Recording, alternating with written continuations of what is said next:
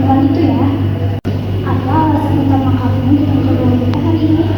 Saya merasa sulit bergaul dan merasa kurang bisa percaya diri. Dalam situasi seperti apa perasaan itu paling sering muncul? Saat saya harus berbicara di depan umum. Apa yang biasanya kamu pikirkan saat situasi ini muncul? Saya takut salah bicara dan takut ditertawa waktu ibu.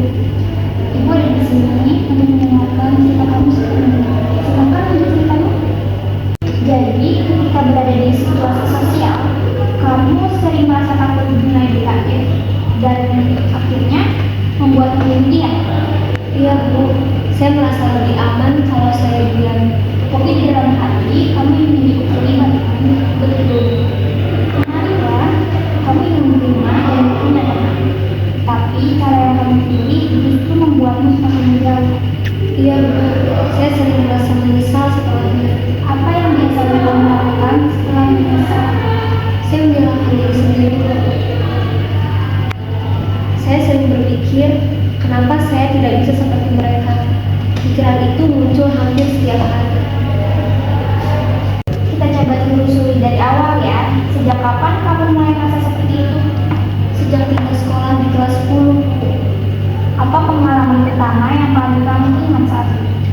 Saya duduk sendiri dan saya tidak diajak bicara. Apa yang kamu simpulkan dari kejadian itu? Saya seperti merasa tidak diinginkan.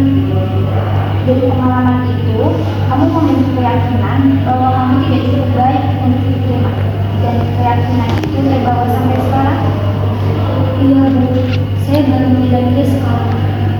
Kesadaran ini penting sebagai langkah awal perubahan kamu. Iya. Saya juga jadi sering membandingkan diri saya dengan teman-teman yang lain. Baik, teruskan. Semakin membandingkan, saya semakin merasa rendah diri. Banyak siswa yang mengalami hal serupa, terutama saat perubahan lingkungan. Rasa minder bukan tanda kelemahan, tapi sinyal bahwa kamu sedang beradaptasi. Saya merasa sedikit lebih tenang pun mendengarkannya. Kamu tidak sendirian dalam proses ini. Menurutmu, apakah teman-temanmu benar-benar menilai dirimu sekeras yang kamu kira? Kalau dipikir-pikir sih, tidak Bu. Lalu siapa yang paling sering mengkritik dirimu? Saya sendiri Bu. Bagaimana perasaanmu menyadari hal itu? Sedih, tapi juga sadar. Pikiran negatif seperti itu disebut pikiran otomatis.